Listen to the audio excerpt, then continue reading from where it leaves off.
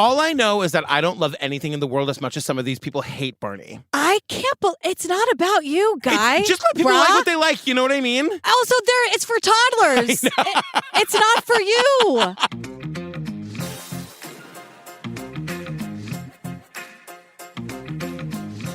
Hi, Jillian Benzavalli. Hello, Patrick Hines. Boston fam, look, we're coming to town on June 2nd. We're like 2.5 weeks away or something. You were going to say we're like Santa. We're coming to town. Come see us opening night. The tickets are almost gone. I'm giving away a copy of my book that night. Like, I have the galley copy. I'm giving it away to a lucky winner in the audience. And you're going to get to like go home with my book. I'll sign it just for you. And you'll get to read the whole thing before anybody else. It is so real. I know. You're looking at it right now. I can't believe, like, wait, hear that? Also, fam, I'm doing my book party as a charity event for the theater where I grew up doing theater. It's happening Saturday, May 20th. If you're hearing this the day this comes out, it's like 2 days from now. Yeah. Or like 4 or 5, whatever it is. Yeah. It's Saturday, May weekend. 20th at the Harvard Student Theater / Cape Cod Theater Company. I think there's only like 8 or 10 tickets left. Oh, come on. So just go to patrickfails.com to get your tickets. Okay, great. What are we talking about? We're talking about, it's on Peacock. It's called I Love You, You Hate Me. It's a 2-parter, but we're doing it in one because there's a lot of fluff. Yeah. This is Barney, and this is what he sounded like. Barney stands for inclusion, acceptance. You should love everyone. We all have Sheryl Leach to thank for that. As her beloved character was heading into the stratosphere, people couldn't accept that this was just a show, and so let the bashing begin. Some of the rumors that I heard, Barney hides drugs in his tail. They were violent and explicit. Death and dismemberment of my family. I love you, Barney. They were going to come and find me, and they were going to kill me. Just the dark side of this whole moment. That must have devastated Sheryl. There was something larger going on here. I don't think you could ever think somebody would go and shoot someone. So, look, all I gotta say is, like, I know that we usually skip the coming ups ons or whatever it is. It's like attorneys general. Sure. I just, like, they are shooting Barney with guns. They're setting him on fire. They're chopping him with an axe. What is happening? It's very weird. It's very odd it's just, there's a lot of hate for something that has nothing to do with these people who hate Barney so much. You know, and the thing about, we'll get there in a second. Right. First, we gotta deal with the song, which I, as a non-2-year-old, will agree it's kind of annoying. We meet Bob Singleton, the music director of Barney. Yeah. And he's like, we get this round robin of everyone being like, will you sing this song? And most people won't do it. Well, the production crew's here to have a good time, okay? Because they're very present and they're asking people questions that they know they'll get a good reaction from. So people are like, absolutely not. But some people are like, I love you. They go right into it. Me. We're a happy family. That's all I know. With a great big hug. And a kiss from me to you. Mwah. Won't you say You love me too. But Bob Singleton, they ask him, they're like, do you want to play this? And he plays it a little bit. And they're like, how does it feel to play it? And he goes, oh, on this piano, it's like death. Why did you? And I'm like, Bob, why? I know. Why are you coming in all hot? I don't know. The thing about Bob is that Bob is like the voice of reason here, because I didn't fully think of this until Bob said it. Yeah. But like you've been saying, Barney is not for grown-ups. There are a lot of cartoons, even cartoons that Daisy watches now, that are like for kids, but they have like grown-up themes that go over the kids' Or heads. they have little winks to the adults. Barney was decidedly not that. They say it was meant to be repetitive. Yeah. And because that's what feels comforting for little kids. And also music, like repetitive music is what kids like and respond to. And then they see this like overly, impossibly nice purple dinosaur, they're going to gravitate to it. And you know what? It keeps them busy for a little bit. I don't know why we just can't be happy that the kid isn't burning down the house. I know. And just are watching Barney instead. Why can't we just be happy? I don't understand. You know what it is? I honestly feel like everybody who's complaining about it doesn't have kids. So like, I understand that you like people don't like let that. me in with them. Did you see that I averted my eyes? I did Because not look I fully support 2-year-olds who are going to grow out of Yes. this phase in 6 months if you just hang tight. But it's also fine to be annoyed by things and just acknowledge that like it's not for me. It's literally not made for you. It's literally clearly not made for you. It's made for, but there is one parent who's jealous of Barney, which we'll get to in a minute because I can't stand that piece Can of we shit. talk about something that was made for me? What? His name is Andrew Olson. He's the Barney superfan? He's like the cutie Barney twink who runs the Barney History Fans website. He has a room full of Barneys, not unlike the Snoopy rooms that we've seen in both The Price is Right and the Casey Kasem story. I know. I'm like, Andrew, you are very attractive. That's all. Yeah, and Andrew is speaking right to you. He's saying, there are a lot of misconceptions around the Barney fandom. We're all weird. We're all freaks. And I think that's just, a stereotype. We all grew up watching Barney. And there's no problem with letting him be your friend through life. You must be weird to have an emotional connection to something that you loved as a child. But everyone relax. Here's the thing. Even I was watching this with Steve today, and he goes, wait, that guy runs a fan website for Barney? And I go, yeah. And Steve goes, okay. Steve. The thing about it is it's one thing to do I love the Indigo Girls? Yes. Do I have a room full of dolls of the Indigo Girls? No. There is something about it. There is just a point where live your life, you do you, have all the happiness you want. But if I come into your house and you've got an entire room full of stuffed Barney dolls, and you're 25 like Andrew, it is going to raise an eyebrow. Yeah, you can have a gay, judgmental eyebrow. You can have, I was born with them, Jillian. Right. Barney. Right. One or two tree Barneys, but the whole room. But it's also that's not hurting anybody, is it? No, it's not. And you know what? If you don't have a head in the fridge, I guess it's fine. You know what I mean? When you prefer that to a head in the fridge, you have the good Barney on one shoulder and the bad Barney on the other. We've done enough of these documentaries now to know the producer feeds you lines to get you to the next section. And the producer was probably like, would you mind sitting in front of all these Barneys we have? Do you know what I mean? No, that was definitely Andrew's bedroom. It was much more like Andrew was like, is it time for me to take you to my room full of Barneys now? Is it time now? Can I take you to my room full of Barneys now? Godspeed, Andrew. Until we find a head in your fridge. God bless. Merry Christmas. Do what you got to do. It doesn't hurt anybody. We learn about Sheryl Leach, who is not here for the interview. No, she's from Allen, Texas, but most importantly, she's the creator of Barney. Yeah, it takes them too long to tell us that she's not dead. You know what I mean? Thought she was dead. Because this documentary does this thing where they will every now and then they'll transition to real dark, scary music. Yes. And I'm like, she's not here. She created Barney. Barney is incredibly successful. And everyone's talking about how nice and sweet and smart she was. And somebody starts to cry. I was like, what happened to Sheryl? It was like, where? I almost Googled, but I was like, I need to be surprised. Now, we meet Shelley, who's a high school classmate.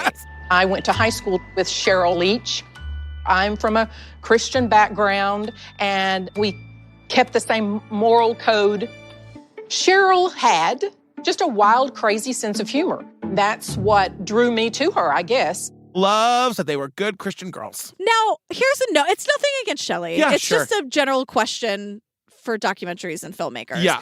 It's always interesting to me when the people that they talk to are classmate, but not best friend. It's or the babysitter or something. So it's Cheryl's best friend won't talk to the camera, but Shelley from Third Period Bio will. And I'm just curious what that means. And we learn at the end why Sheryl does not want to be involved in this. And it's totally understandable. I want a note to filmmakers also. I am available to talk about Ben from Third Period Biology. That's what I'm saying. 100%. If you're Sheryl and you're like, fuck Shelley? or who's Shelley?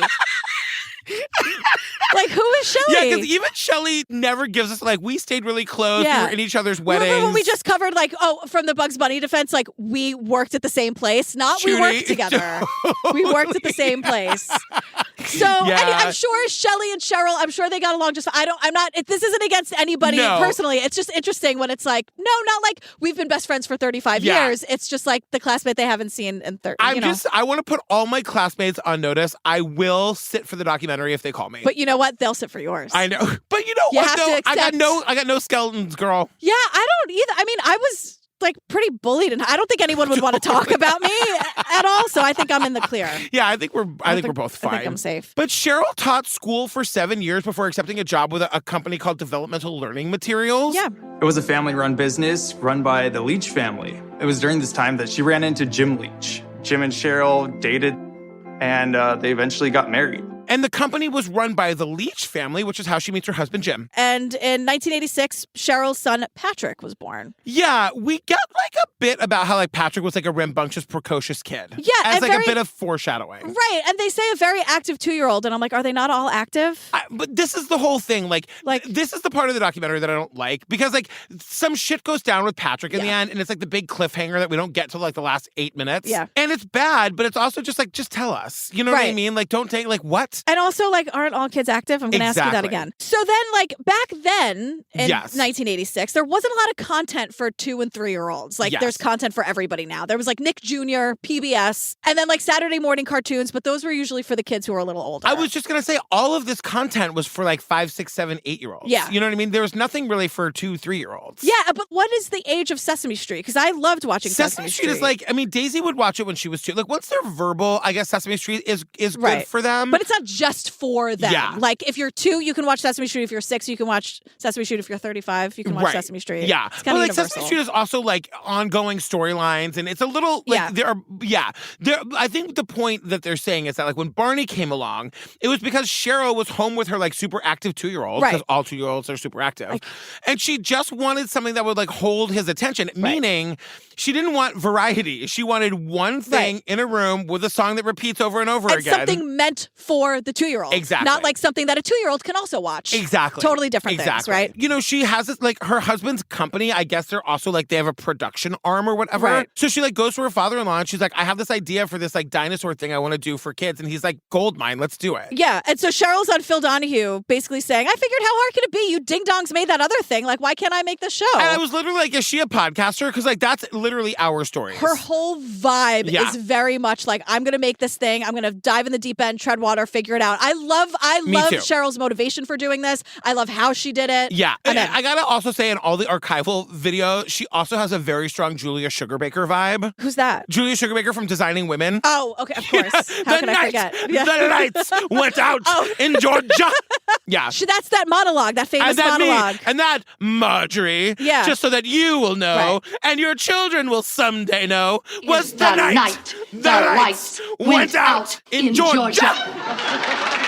Slow clap. Do you know it's the only, you know how like RuPaul's Drag Race does the lip sync for your life? Yes. They actually did that monologue. Phenomenal. It's the only monologue they've ever done in the history of the show. Like, even I know that. That's super famous. I know, totally. But no, I think she is very much a podcaster. Like, True Crime Obsessed, we didn't know what the hell we were doing. No, the first few episodes of the Hamilcast were recorded using the microphone attached to an old camcorder. Yes. So Sheryl is very like, she's just making the thing. I love it. She's making I love the it. thing. I support it 100%. So Pat Reeder is the original head writer. Yes. And he tells us he was a comedy writer. This guy's story is crazy. My lifelong dream had been to write for David Letterman, but both of my parents developed cancer and I had to come back to Texas. So I had to find other ways to write comedy and did from here. Dick Leach called me into his office and he had the treatments that Sheryl had given him. He said, take these and make something filmable. And he said, I just had to learn how to write comedy from there. And that was another thing where, like, life happens, you figure it out. Yes. Both of your parents got sick. You're not going to give up the dream. You're still going to try to be a writer wherever you are. I was just like, I was feeling very, like, motivated and inspired by these people just making the goddamn laughing thing. at him because he, like, of course, like, the guy who wants to write for Letterman ends up writing for Barney. I know. For like a week. Totally. So, again, like almost everything that's ever been made, the original idea was very different from what we know as Barney today. Barney was originally a teddy bear. Oh, well, he was a clown doll, and they scrapped that right away. So, but then she says the dinosaur exhibit comes to Dallas, and Patrick, her son, loves dinosaurs, so he's like, let's make him a dinosaur.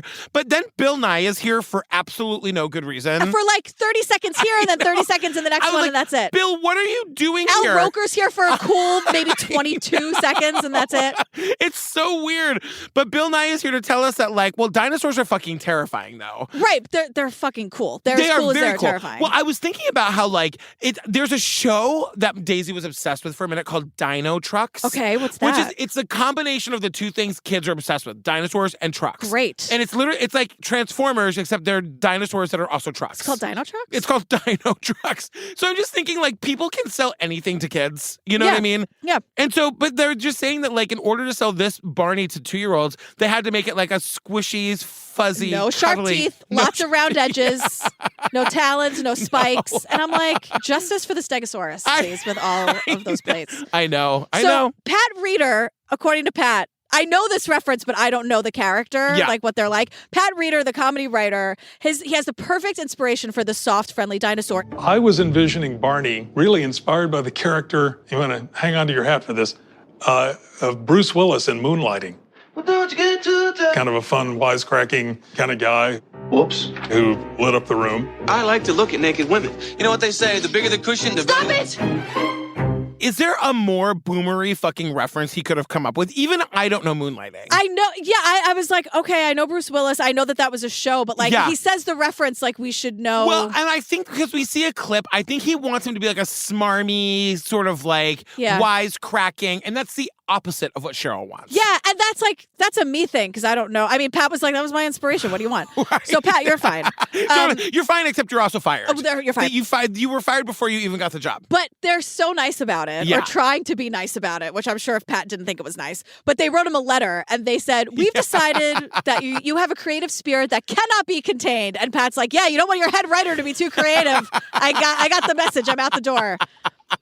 So Pat's out and Kathy Parker is in because she's Cheryl's friend and a fellow educator. Yeah. Also, you know who else is here? Who? Steve from Blue's Clues. Yeah. Were you a Blue's Clues kid? Because I know Steve is a thing, but I don't know anything about it. I was not a Blue's Clues kid, but I'm like a human on this earth, and I think Blue is adorable. I love her. What is that? I don't even know what that is.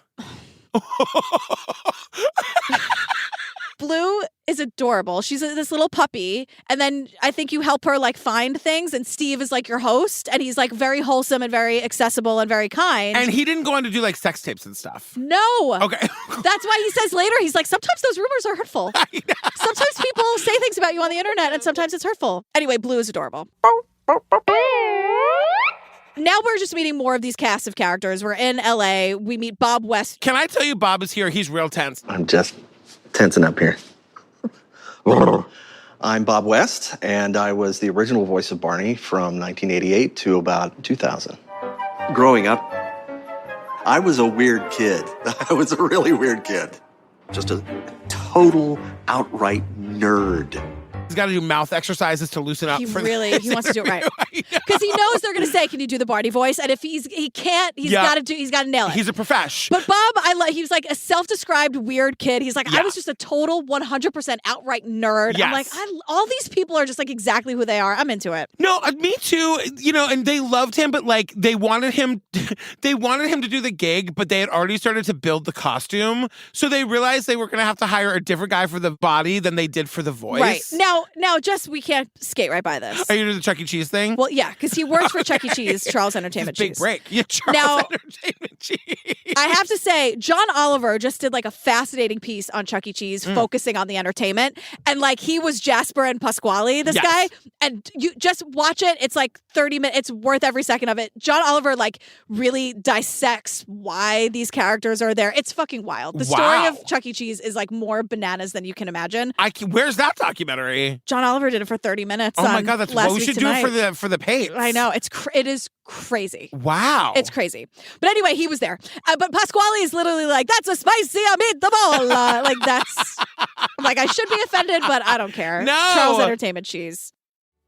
So now we meet David the mime, who, first of all, he's also so cute. He was the body. Yes, of Barney. And so he does, did you catch it? He's like, when I did my audition, I did it as a mime. And he was does part of a fucking mime troupe. He goes to his audition for Barney as the mime, and they're like, they love him. He gets the gig right away. Right. So then we meet a lot of these child actors who were on the, because it was like Barney and a bunch of like sweet little kids who went on adventures. I didn't realize it was the same kids every week. It's kind of like a little Mickey Mouse club or whatever.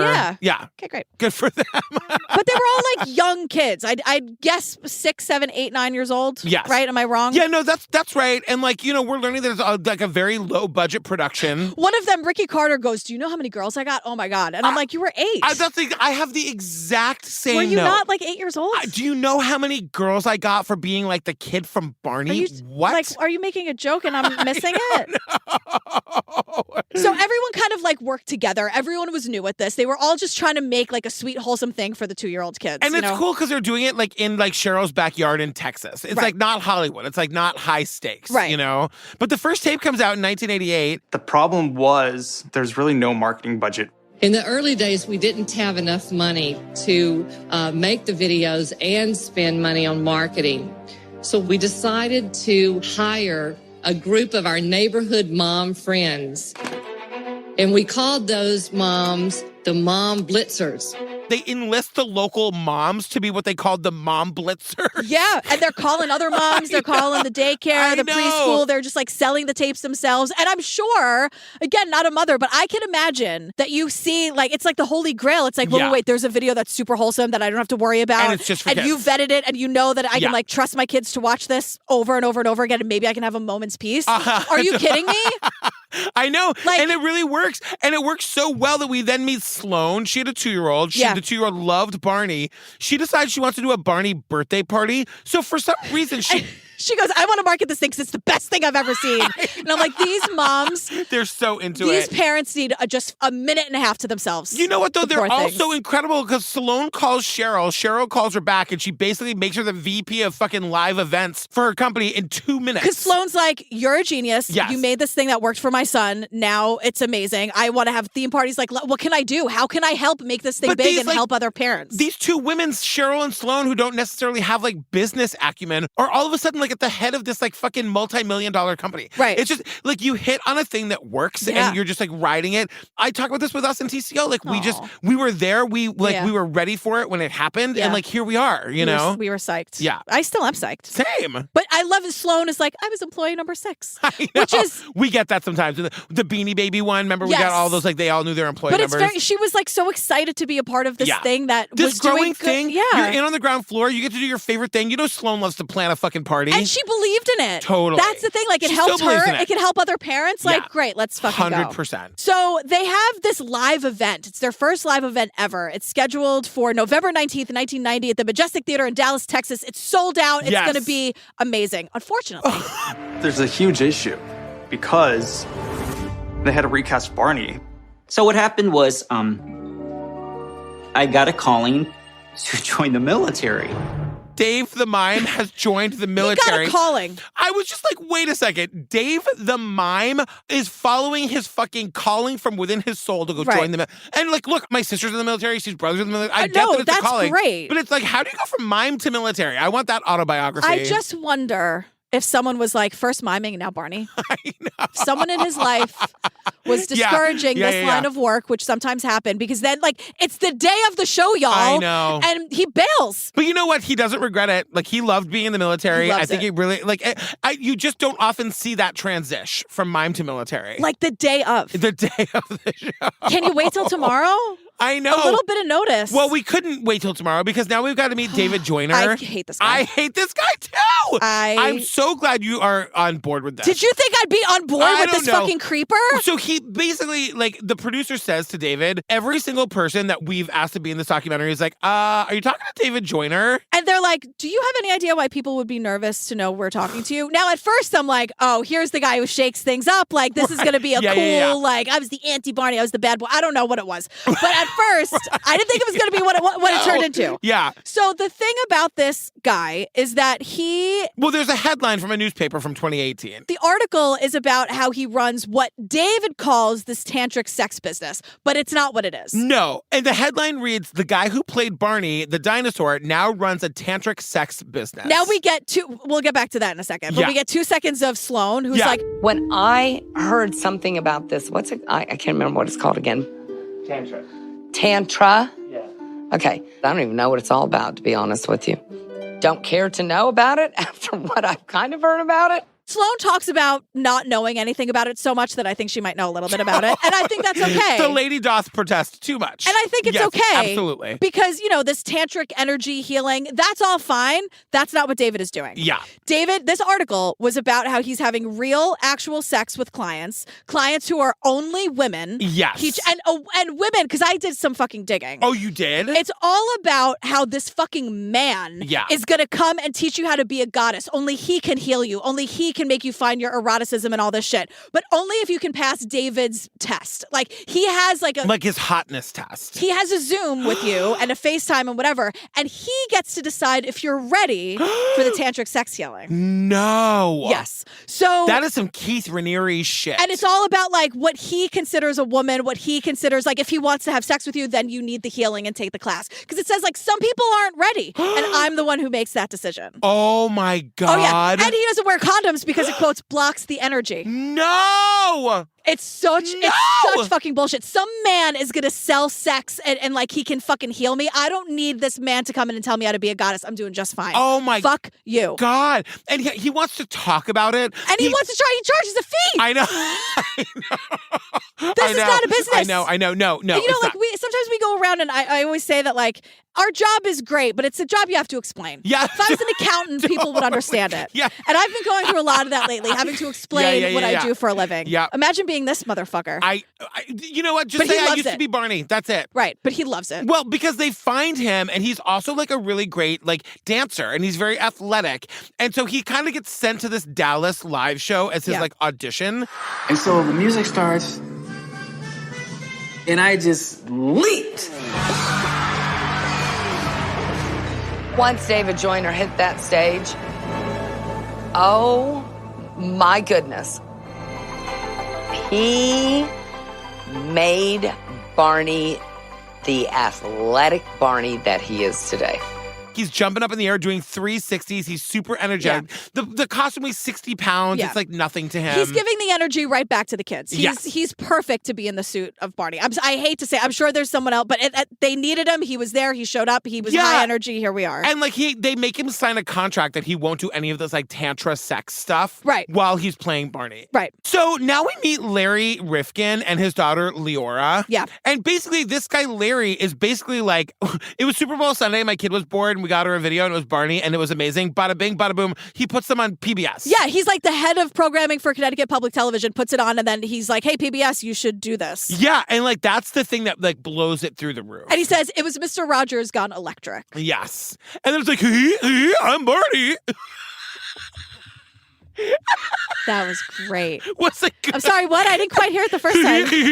It's Barney. Like pretty close. Not that far. I have news for you. Not that far off. The look on your face. That was excellent. I loved that.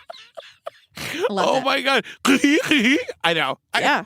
I know. That's like the go-to like right kid there. character voice. Oh my God. So now we meet some of the kids who were on, they're not kids anymore, but the people who were on Barney as kids. And I really loved Pia Hamilton. She's Filipino and and it's true. Like I was even noticing when we were like watching the old clips, like it is really diverse. And like in Texas, they're filming this. Right. And like she was Filipina. So her character, like she had storylines about her culture. My family came from a country called the Philippines. That's a long, long way from here.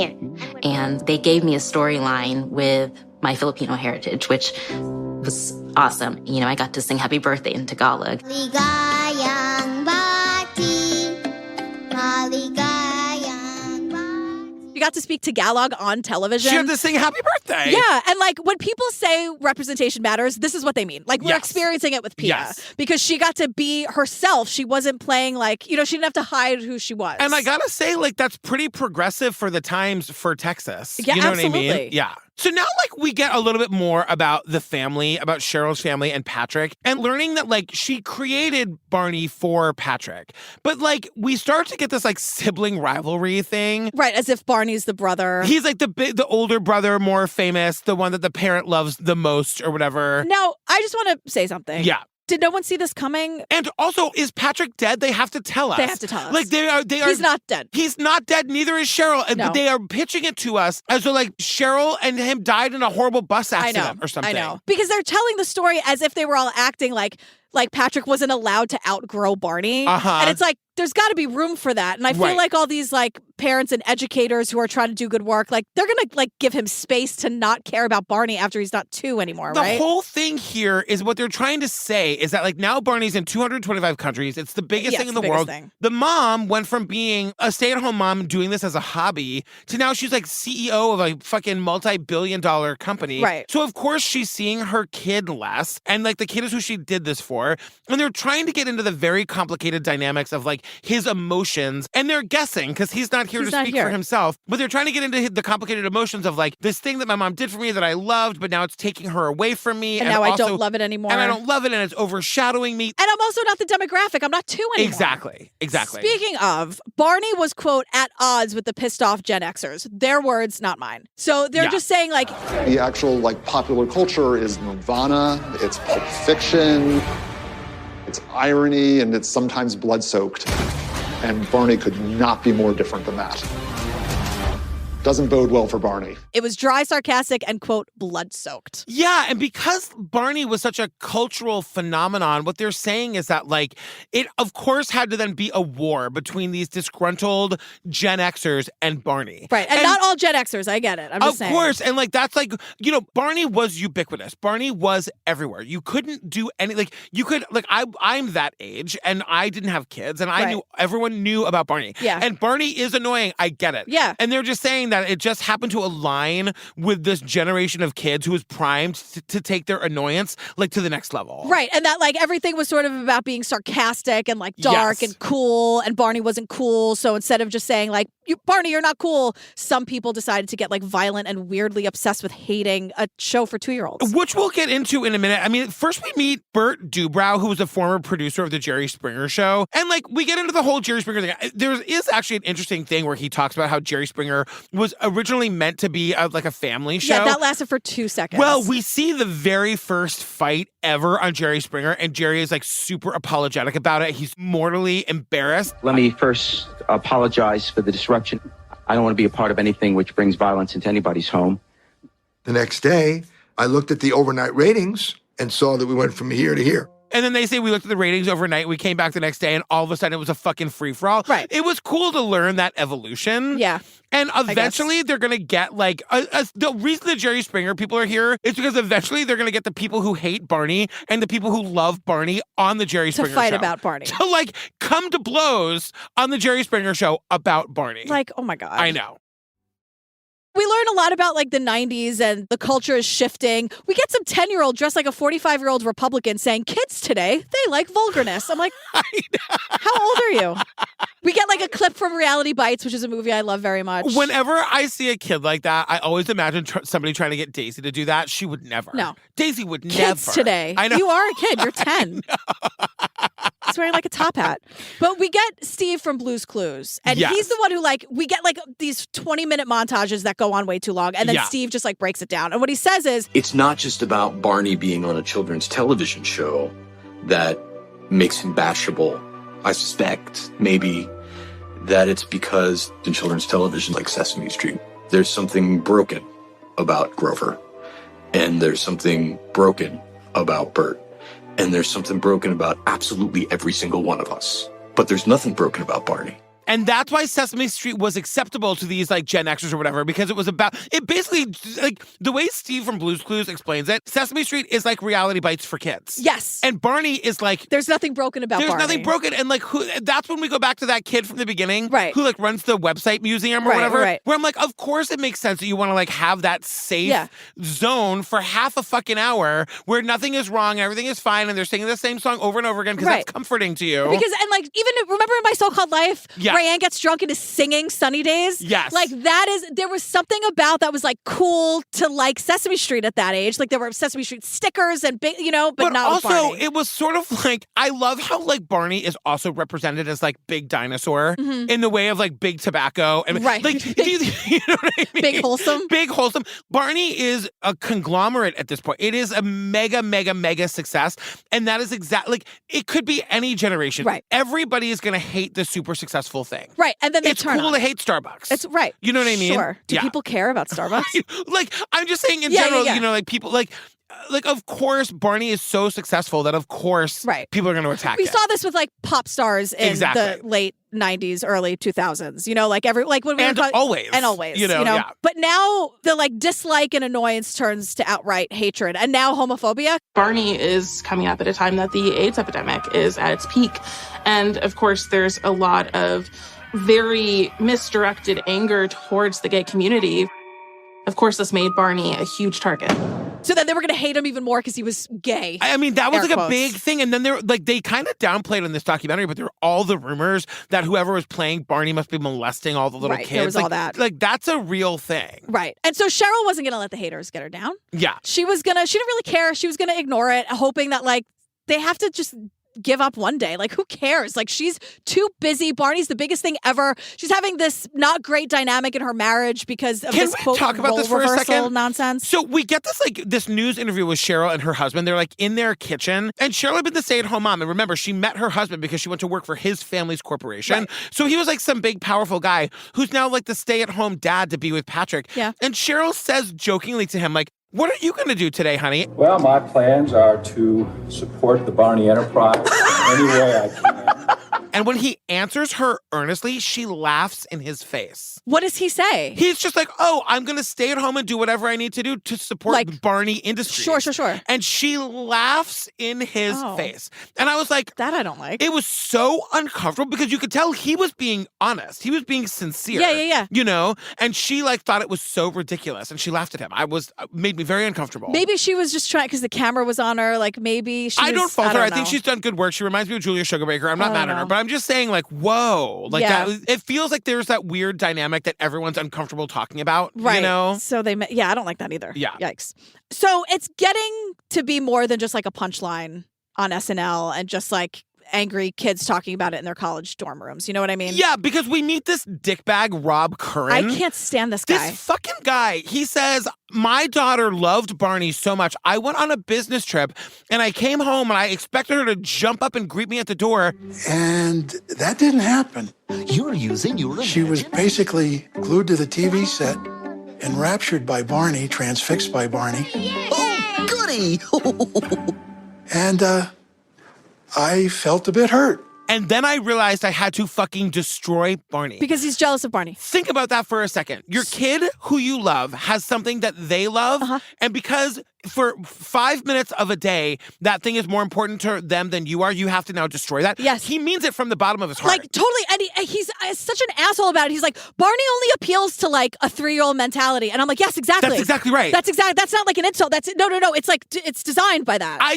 What on earth would make you want to take that away from your kid? I don't get it. I don't understand. Like, And like, you identify a thing that your kid actually she loves, and now you likes have to it. ruin it. I don't get it. and like, in a little while, she won't anymore. Exactly. Just let her have this. And it's like, I don't understand. Like, you know that meme where it's like, shh, just let people enjoy things. Exactly. Can you let your 2-year-old daughter? This guy goes out of his way. He creates the I Hate Barney secret society. You know what he could have done? Use that time to spend time with his daughter. Exactly. Instead, he's trying to destroy the thing that she probably doesn't even care about anymore, Rob. He writes a newsletter called the I Hate Barney newsletter. He's bragging about getting 7,000 requests for it in a month or whatever. What it is, it's like a hate group, but also a support group for people who have like lost their kids to Barney. This is fucking insane. Outrageous to me. What on earth? Like, if it was a joke or whatever, then fine. They all take it so seriously. This is fucking unhinged, and we're just getting started. He's charging 50 cents to join, like Rob. I know. And what I don't understand, like this goes on for fucking ever. Yeah. But like, I don't get why it's so personal to you. Like, maybe if Rob is like one of those weird parents who's like jealous of everything and needs their kids' attention, like I don't get it. No. But like but like a frat boy, like because they say like angry kids in college, like what does this have Travis to do with Fox you? is here to talk about starting the Barney bashing events at the University of Nebraska. I'm born in 1970, so my character was Big Bird. I think the reason that we specifically went after Barney was it was the replacement to our Sesame Street. He was encroaching on our childhood. So we decided that we would kind of push back. We are seeing these kids beating Barney dolls, taking axes to Barney. Like, and again, like I was in college at this time too. I remember what that time was like. And I understand there's all this talk about irony and blah, blah, blah. And like, is it ironic? Or like this one kid's like, I don't even know what Barney is. I'm just here to punch things. Why are you so angry? And why are you giving people it feels so dangerous to me now. It's all straight white men. Like all of it. Yeah. Every one of them doing these things are straight white men. You know, all the guys who were like being evil at Woodstock. Yes, that's what I'm saying. That college age. Like, what are you so fucking mad about? The one about the nail bomb in London? Yeah. Where we realize that these angry college-age straight white men are so vulnerable because they're so angry and they don't know why. And then they find a leader who can channel that anger into something like January fucking 6th. Yes. Sorry to get all political. No, you're absolutely right. But like, we should be scared looking at this. I agree. You know? I agree. And it hasn't changed. No, it hasn't. And especially because Travis doesn't get it. He's like, well, my favorite was Big Bird. And I'm like, why are you saying Big Bird's name like that? And it's like, these angry men are scary to me. They are, because they are terrifying. I mean, eventually we see a guy like taking Barney dolls with a real fucking gun, and shooting it in the head. Right. And we get Dr. Stefania. She's here to say, like, basically this is all about the fragile male ego because we see Barney as a friendly, dopey-ish, soft dinosaur, right? So this goes against what we think males should be like. So there is a fear that if boys especially are watching that type of programs, it'll make them soft. Barney is like soft and nice and sweet, and he's like, you don't have to like it. You don't have to like it. You can even not like it. You can even talk about not liking it. Yes. It's when you escalate to like bringing people together in an effort to celebrate your hatred. For violence. Yes. Like for violence. Yes. Like you're burning him at some like it's just so like you're a loser. That's all. I'm gonna have that word written down 400 times. Like you're just a fucking loser. And when you're like a parent to one of the kids who actually loves this thing, and I got news for you, Rob. You think your daughter doesn't pay attention to you? I'm sure she fucking hates you now. Yeah. This is the kind of parent you're gonna be to her. I mean, the guy he kind of comes around in the end. I'll say it now. Like he was struggling with alcoholism at the time, and he says he was using like this kind of thing to channel. He just knew he was struggling, and he was using this to like whatever. I get it. Like people are allowed to like make mistakes and then realize they made a mistake and atone for it or whatever. But it is just a scary, triggering thing when you're a person, when you're a woman or a person in a marginalized group, or you're another straight white man who's been beat up by straight white men like these, you know? Yeah. Like it's scary to watch it, and it's scary to see that like it hasn't changed. Like in the end, they're comparing this shit to Charlottesville. Yes. And like we're still there. You know? Yeah, we're not. It's just very over scary time. Barney, like, why does this cuddly, and like, that's the big open question.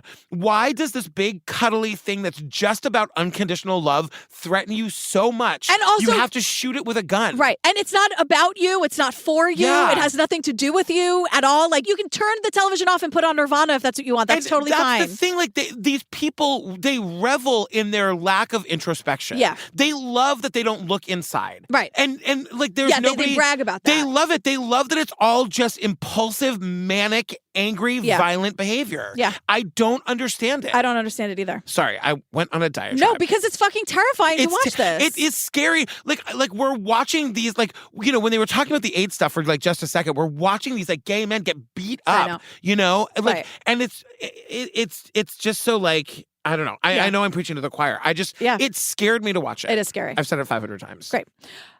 But I agree. Yeah. So then, like, this episode ends with just basically, like, does Patrick, the son, feel like he has to compete with Barney? All those complicated feelings. And they start doing this thing where they're like, do you know what happened to Patrick? Do I don't you know what happened I to can't Patrick? speak to that. Oh, I actually do know. And I'm like, oh my God, just fucking tell us And what eventually, Lori, the babysitter, is like, I had said that I would give some background on Sheryl and Patrick. And when I babysat, my conscience bothered me for how I felt like I was dishonest to you. And I felt like I needed to fix that. And that's how the episode ends. Yes.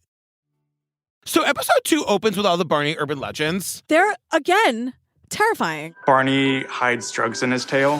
When he wasn't filming, he'd go and, you know, do some lines of coke or something. He hung himself in his suit.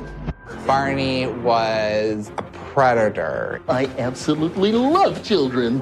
Barney was the Antichrist. When you play the song backwards, it has some kind of crazy meaning to it. and Nazi. The songs had meaning when you play them backwards. The show's really a cult and all the kids are being kidnapped. Now, look, I get it. Something that is that successful is going to have this kind of shit happen around it. I get it. Like, it was a phenomenon that we rarely see. There's a minister on Hard Copy saying that every episode started with a seance where the kids summoned Barney. Right. And I'm like, if that were true, Gen X would be super down. Into it. If that was actually what was happening. Because I guess it started with like, hey, Barney, let's play. And then he would like magically appear. And it's like, if we're doing some witchy shit, Gen X is into it. 100%. But yeah, like Lori, the babysitter, is back. And she was really cagey in her first interview. And now she's here to spill the tea. Something tells me she called Sheryl and Sheryl gave the go ahead. Because it was 2 months later. Yes. You know, and I was thinking like, Cheryl's not here, but she wants because this is all leading up to like, what happened to Patrick? What happened to Patrick? Yeah. Lori knew him and knew the family. And so I feel like Sheryl was like, all right, if someone's going to speak about this, it can be you. Right. So like, we just learned more about Patrick. Lori says he was one of those like, what if kids? Like she as the babysitter would say, don't do something. And he'd be like, yeah, but what if I do? Right. And whatever. Daisy is like that sometimes too. Kids push boundaries. They test limits. That's what they do. But everyone sort of got the sense about him that there was something you had to keep an eye on. Right. So then we get another 20 minutes of like this is what's also very, very scary is that it wasn't just like college age kids who were getting violent. It was kids who were like 10, 11, 12, 14, who were writing like threatening emails, who were beating people up, who were trying to like shoot people like in the street because they thought they looked. It was just insane. I mean, and it also like the Barney becoming a thing coincides with the birth of the internet. Right. And like all the people who worked on the show, one of the guys says like his email address got leaked online. He's like, I did get some fan mail. And some of them were absolutely hateful. There was one email that asked, are you the Barney that I stabbed and shot outside of New Orleans? And then they went on to say, they were going to come and find me and they were going to kill me. Other people were like threatening to murder and dismember his family. It was like, are you the guy that I stabbed in the street? It's like a 14-year-old kid. Yeah. Again, I also remember that time. And there was a lawlessness to the internet. There was people like writing with wild abandon thinking there was no consequences. Has that stopped? I know. It has definitely not stopped. Yeah. So we meet this guy, Sean Breen, who I also hate, who leans into this whole, like, he starts by saying, I've never thought of myself as a nice guy. I'm not very nice. I don't act nice. I'm rude. I'm loud. So the internet was perfect for me. And I'm like, Sean, move along. Move along. Like, he's another person who's just bragging about how the internet gave him a place to be a fucking troll. And he uses the word jihad. He wanted to have, like, a jihad to destroy Barney. Yeah. The website is alt.barney.dinosaur.die.die.die. That was the actual name of the website. I mean, it's just a place to go on the internet and anonymously vent your rage. Get a life, you fucking loser. Can't you play D&D like everybody else? At least D&D is cool and you need some imagination. Can't you play like World of Warcraft or some other nerd shit? Like, you have to do this? And like, can I just, I want to make the point when you say get a life, you fucking loser, I love it. I want merch that says that. I was not popular. I wasn't a cool kid. We are not coming from a place of like, we are awesome and you're a loser. I just suggested he go play Dungeons and Dragons. Right. And because all of these years later, he still sits down and goes, I'm not nice, I'm rude, I'm this. He doesn't sit down with any introspection at all to say like, look, I was one of those nightmares. Exactly. And let me tell you why I was feeling that way. And I'm not like that anymore because I've grown up. But he still lives in it now. I know. And then his phone rings. Loser. His phone rings and he's like, oh, it's just a spam call. As though you've ever received a call from an actual human. Like how, and that's also rude and unprofessional. Put your phone on silent. Put your phone on silent. You're sitting down. God, what are you chewing gum next? God, I hate these people. Loser. It's a show for 2-year-olds. It is a show for 2-year-olds. You have every option not to watch it. You're allowed to not like it. You're allowed to talk to your friends about it. Yes. You're allowed, just like when you take it to the level of jihad. I know. Jihad. What a bizarre, insane. You are unhinged. You are not well. Fuck all of you. I am becoming unhinged. I don't think I've ever been so passionate in an episode. About Barney. I know.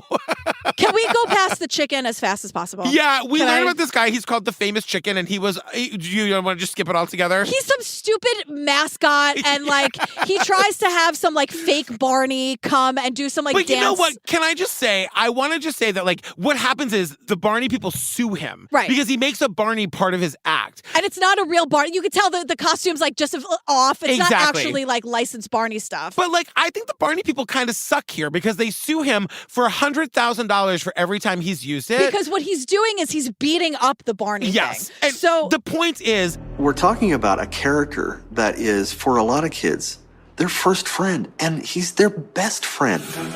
all these children out there are watching, this other character beat up their best friend. How traumatic could that be? Imagine you're a kid who loves Barney and you're watching this game and you think of Barney as your best friend. Right. And again, because they're two. Because Right. the show is for 2 and 3-year-old But kids. unfortunately, the world is complicated. Yes. And this actually applies to us. What this man is doing is parody. And that is protected in the Constitution. Right. And so when they try to sue him and he fires back like it's comedy, it's parody, it's all a joke. The chicken he wins. wins. The chicken and wins I'm the on his case. side about it. Yeah, because it counts as parody, and Sheryl had to pay the legal fees. Yes, as she should have. Yeah. So, nothing happens with the jihad website, by the way. Then they're also sending Sean a cease and desist. Sean, the guy who wants to do the jihad against Barney. He's like, well, we didn't cease, and they desisted. I was like, how long have you been working on that line? Because it sucks. I know. And it's all, it's just like, Sheryl, you're better than this. You're better. You're in 250 countries. Right. Knock it off. So by 1998, Cheryl's over it. She leaves Barney. She wants to spend more time with her family. And she seems to leave it without having any paperwork or documentation that she would still be involved or have a say in anything down the road. Yeah. Because when she leaves the show, it changes completely. And someone says she was the heart of the show. Yeah. And we'll learn too that this coincides with her marriage kind of falling apart. Yeah. She was probably doing whatever she was doing. But as soon as she leaves the show, which she still owns, is sold for $270 million. Jesus Christ. All the way to the bank, Sheryl. And Stop so- suing people. You're good. I mean, you're fine. Yeah. But after that happens, the show totally changes, and it changes the vibe. Cheryl's gone, Bob, the voice of Barney, people are just leaving. Yeah, and it's weird because she leaves the show in 98. By 2010, the show is just off the air. Right. It gets canceled, which is another 12 years. I get that it had a good run, but they say that she was the heart of the show. I mean, Sesame Street's still on the air. Exactly. And, Barney as a single character focus probably was going to run its course at some point anyway. $270 million. Sheryl, you did it. You did it. You did it. Now, David the Creep is crying about Barney. Oh, man. I love you, Barney. Oh, I love you, Barney. I love you, Barney. It's I love you, Barney. I was waiting for you to I love you so much. Barney, change. And I'm like, I know. You're a fucking creep. He's legit. Get those crocodile fucking tears. Get them out of my face. I know. He's legit in his garage sobbing about Barney. I love you, Barney. I know. It's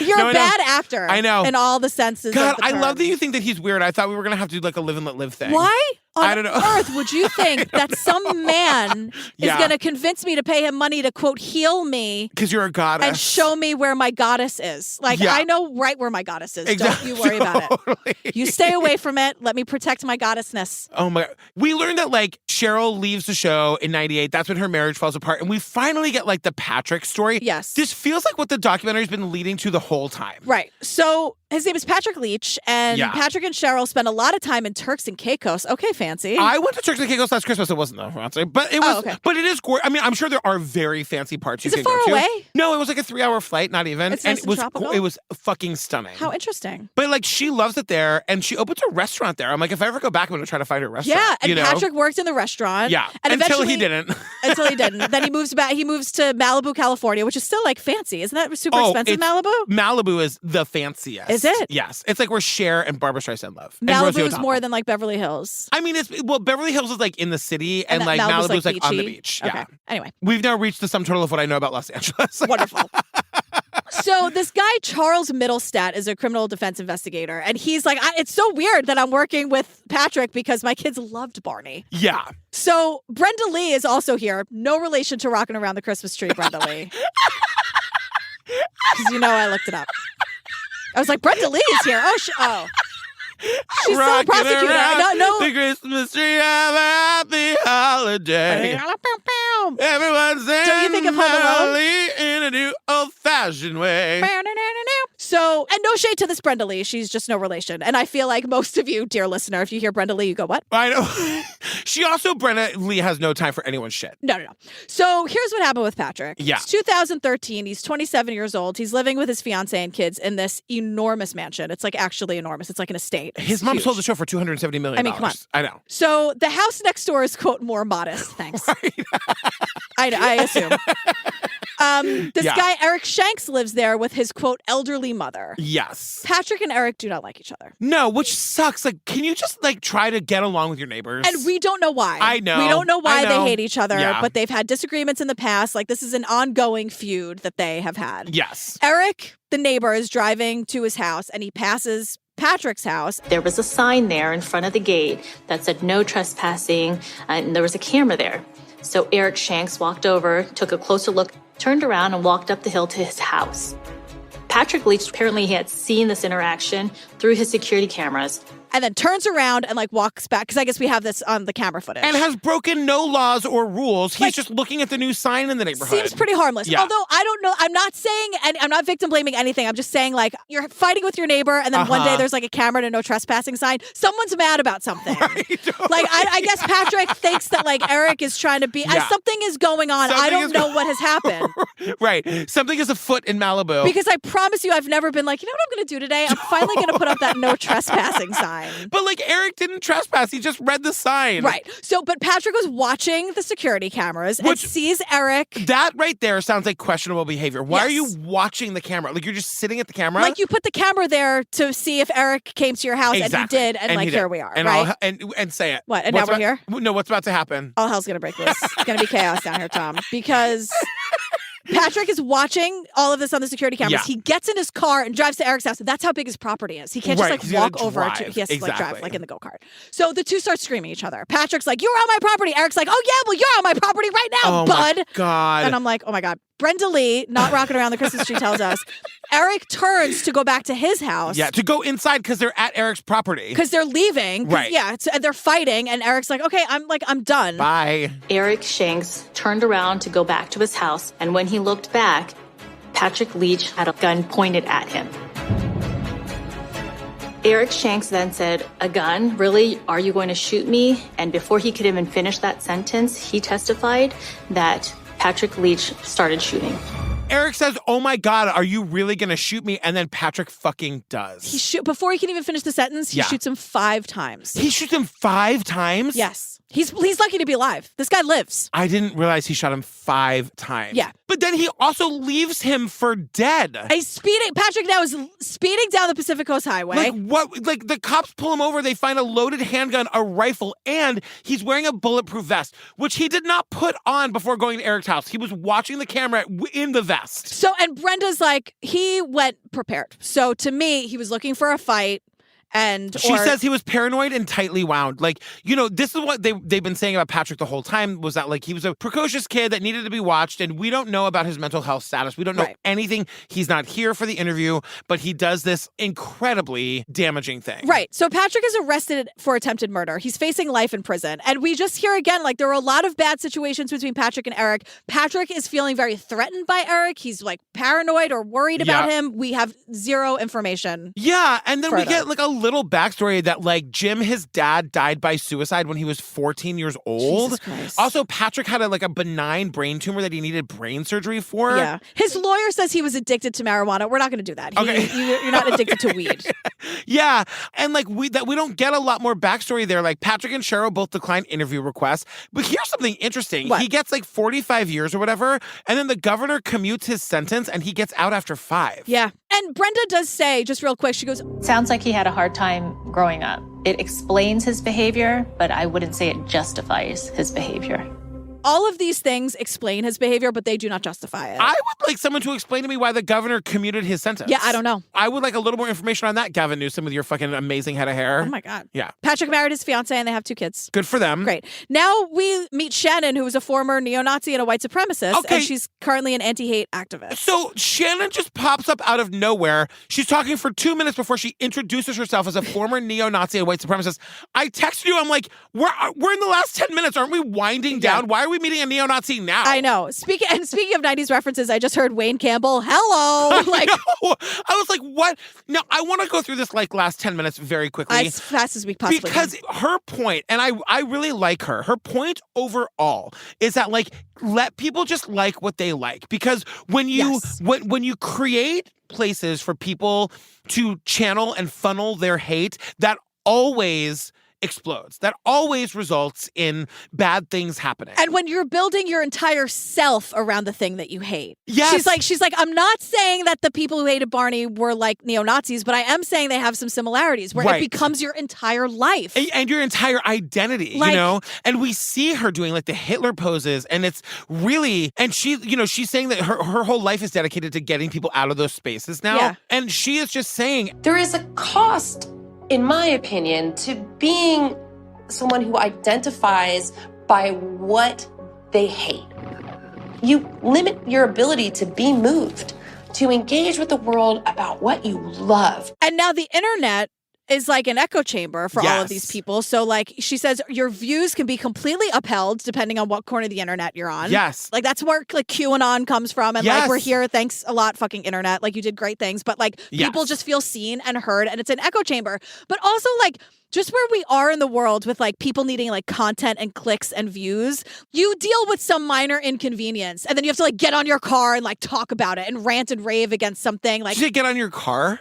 Get in your car and talk about it. No. I was like, but you know where it's like, I was just at the store and someone was rude. And it's like, join the fucking club. I know. Like, do people need to be held accountable for things? Absolutely. Some of those people being like some Karen, like screaming at someone being racist, like put on your fucking mask or whatever. Yeah. Like all of that. Yeah. But like, just like you living as a human and then like you have this minor inconvenience and then you just need like your followers to like and click and whatever. And it's like, that's all part of it too, everybody. I know. This need to be angry and like get people on your side for just existing. Every time I'm at baggage claim and my bags take longer than 15 minutes, I want to make a TikTok about Delta. Fine. You know what I mean? I'm guilty of it too. But like, just be nice to each other. Be nice. Like what you like. Let people like what they like. How and just many fucking times- go on your merry way. We have like 1,000 episodes, give or take. Yeah. How many times have we said just like what you like? Just like what How you many like. times? I don't care if we don't like it. Affects me. Yeah. Not one iota. I don't care. I couldn't agree more. And like you should like what you like. Again, like I just don't. It's a show for 2- and 3-year-old kids. I want to end on a question. Okay. Do you think Cheryl's restaurant is on Open Table? and what do you think it's called? Cheryl's. Is it called Cheryl's? It's Barney's Place. Turks and Caicos. Barney's Place. Oh, fam, we love you so much. Hey, Boston, come see us. We're like 2 weeks away from our live show. Yeah. Opening night at the Wilbur. We're doing giveaways. I'm giving away a copy of my book. You're going to get it from everybody else. We're covering the Jinx. We're almost done making the show. It is so good and funny. It's going to be crazy. Also, if you're around in Massachusetts, come see me this weekend. I'm doing a benefit for the Harwich Studio Theater / Cape Cod Theater Company, May 20th in Harwich on Cape Cod. I think there's like 10 tickets left. So many of my friends from high school are going to be there. That's so fun. Everyone's invited to go drinking after. Fun. I can't wait. Okay, great. PatrickFails.com. What are we doing next, girl? We are doing the disappearance of the Millbrook twins. Oh, tell me this. I don't know what this is. It's an oxygen thing. It's, terrifying and scary. Sorry, everybody. But it's it's not Barney. Right. Does that help is at all? Is it barfy? It's super barfy. Super barfy. You got it. Nailed it. All right, fam, stay tuned for the trailer for that. Are funny and hilarious. I mean, this is Barney. These can be funny and hilarious. Yeah, I guess so. All right. We'll see about that. Okay. My voice. I don't know what my voice did there. What was that? I don't want to say Rocking that. around the Christmas tree. Merry Christmas, everybody. Nope. Not even close. Not even a little bit. Bye. This is the first case of missing twins that are still missing today. They should be America's twins, and nobody knows about them. Police didn't do nothing. Anybody that was our color was runaways. I just can't believe no one knows anything. He doesn't want to be exposed for the lousy investigator that he is. I want them to help me find them. The twins' father hung out with people who committed murders. An apparent serial killer who was operating in their neighborhood. What if I told you that I know where you could find them? Tell me something good, Ernest. Tell me something good, bro.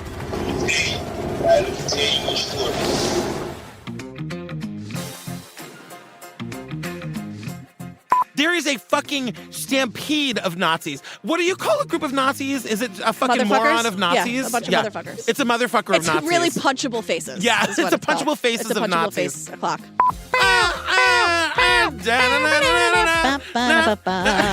I want it to be Christmas. You love Christmas so I much. love it. We're not even halfway there. I know. We just started May. I know. We have a long, hard road ahead of us. Christmas. Tom, also maybe include a little piece of the clip. You probably are already doing that. You don't need advice from me. Tom is the best. I love Tom. He's so cute. He's also Swiftie. One of those kids from some show back in the day has an OnlyFans, which really? I have subscribed to. Wait, who? I don't know. We'll have is to it one of look the it up. Roundhouse Boys? It's like one of those kids from like one of those wholesome shows who has an OnlyFans. Like and, Barney? Oh my God. Yeah, totally.